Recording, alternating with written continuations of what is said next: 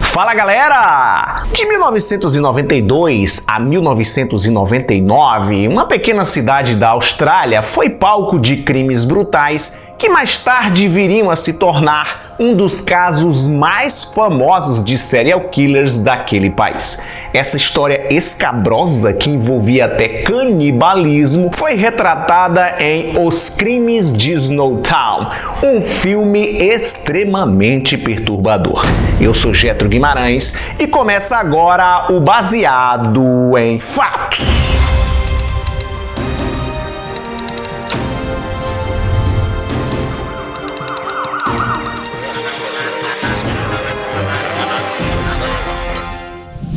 Em 1999, a polícia de Snowtown, uma pequena cidade localizada no sul da Austrália, fez uma terrível descoberta. Encontrou 6 barris enormes cheios de corpos desmembrados. O caso, que foi batizado pela imprensa como The Bodies in Barrels Murders, em tradução livre para o português Os Assassinatos dos Corpos nos Barris, serviu de inspiração para The Snowtown Murders, Os Crimes de Snowtown, longa-metragem australiano de 2011.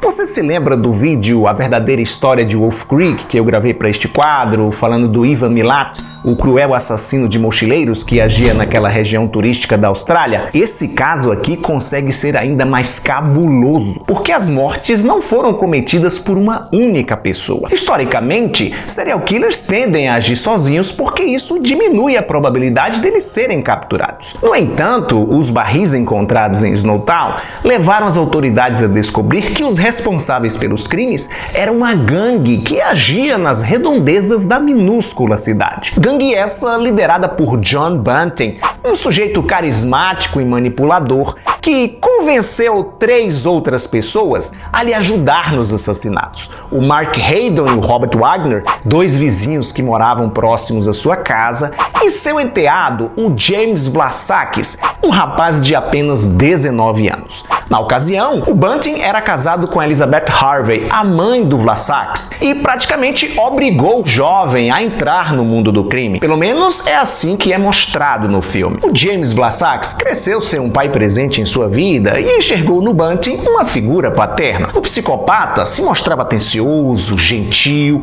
hospitaleiro. A sua casa vivia sempre cheia de gente e amável com os filhos da Elizabeth, que tinha outros 2 garotos além do Vlassakis. Por trás dessa aparência inofensiva havia os clássicos sinais de um serial killer. O John Bunting foi molestado na juventude e cresceu num ambiente bastante disfuncional. E talvez todos esses traumas ao longo dos anos o tenham motivado a cometer os crimes. Como eu já disse em outros vídeos anteriormente, eu entendo porra nenhuma de psicologia. Nessas horas eu recorro ao meu amigo Harold Schechter, que é bambambam nesse assunto, o autor de Serial Killers, Anatomia do Mal. Como ele bem explica aqui, abuso infantil não é determinante para que alguém se torne um serial killer, mas, somado a fatores neurológicos, abusos e maus tratos na infância são relevantes na formação de um assassino em série. Quase todos eles têm esse histórico familiar. E com John Bunting não era diferente. Ele nutria um ódio profundo por gays e pedófilos. E para ele, todos os gays eram pedófilos e mereciam morrer.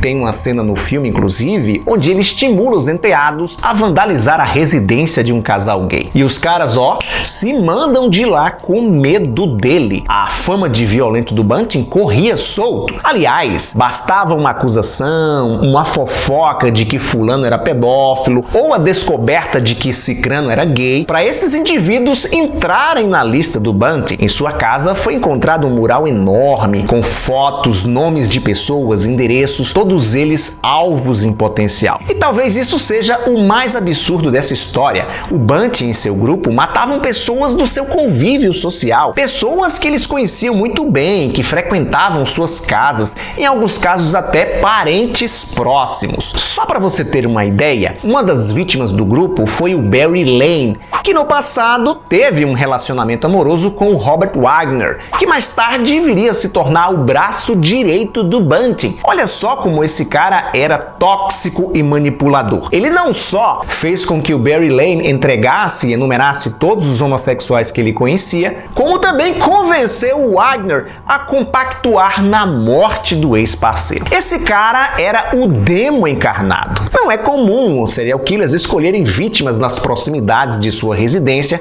porque isso os torna suspeitos em potencial. Uma hora a polícia vai bater na porta deles. No entanto, o John Bunting estava cagando para isso. Ele se achava intocável. As primeiras vítimas foram mortas e enterradas em locais distantes. Após um tempo, o grupo passou a eliminar as pessoas dentro de suas próprias casas. Depois de torturá-las, o Bunting as obrigava a gravar uma fita cassete, se despedindo dos parentes ou então xingando, ofendendo os parentes para que ninguém fosse procurá-los. Coisas do tipo: eu conheci a mulher da minha vida que mora em outra cidade e eu vou para lá, não me procurem mais. Esse tipo de coisa evitava que um pai, uma mãe, um irmão, uma tia fosse até a polícia para dizer que um membro da família havia desaparecido. O Bunting obrigava as vítimas a fornecer números de conta, cartões de crédito, senhas e roubava todo o dinheiro. Antes de morrer, essas pessoas comiam o pão que o diabo amassou.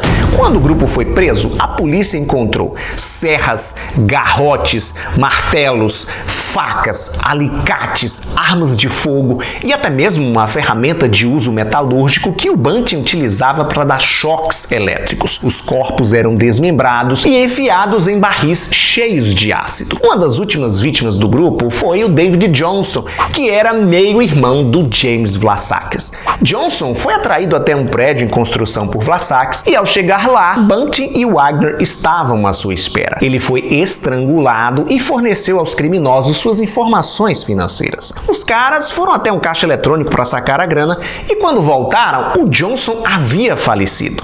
Insatisfeitos por não conseguir brincar o suficiente com a vítima, olha só que absurdo, eles decidiram pegar partes do corpo de David Johnson, fritar e comer. Acredite, isso foi relatado no tribunal. O longa-metragem não explora muito a figura do John Bunting, preferindo contar sua história a partir do relacionamento do assassino com seu enteado, o James Vlassakis, o cotidiano merda que o Vlassakis tinha com sua mãe e seus irmãos e que ficou muito pior depois que o Bunting entrou na vida deles. O psicopata mexeu com o psicológico do rapaz, que foi coagido a se tornar cúmplice em vários crimes. The Snowtown Murders não mostra todos os assassinatos, graças a Deus, e nem o grupo sendo preso pela polícia, algo que aconteceu em maio de 1999, após as autoridades encontrarem os restos mortais de 8 vítimas dentro de enormes barris de plástico escondidos num galpão. A obra prefere investir no horror psicológico ao invés do derramamento de sangue propriamente dito, na corrupção da inocência do James e sua jornada sem volta rumo à escuridão. No entanto, as poucas cenas com gore são de revirar o estômago. Definitivamente não é um programa indicado para todos os públicos, apenas para quem não se impressiona fácil e já está acostumado com esse tipo de produção. O julgamento do caso foi um dos mais longos já ocorridos na Austrália. O John Bunting foi condenado a 11 sentenças consecutivas de prisão perpétua.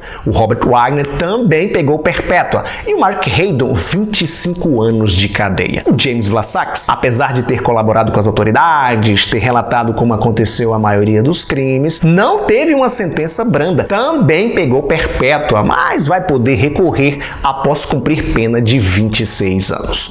Apenas um dos crimes articulados por John Bunting e seus colegas ocorreu de fato em Snowtown. Todos os outros foram cometidos em localidades e regiões próximas. Porém, uma vez que os corpos foram encontrados em Snowtown, a cidade acabou ganhando destaque por conta dos trágicos eventos. Em 2017, um grupo de moradores insatisfeito com a má fama do lugar sugeriu trocar o nome para Rosetown, mas a ideia foi rapidamente descartada porque o município já estava faturando, capitalizando em cima da desgraça alheia. Por incrível que pareça, lá eles comercializam uma série de souvenirs bizarros, como chaveiros no formato de corpos desmembrados e imãs de geladeira com os dizeres Snowtown. Aqui você encontra um barril de diversão.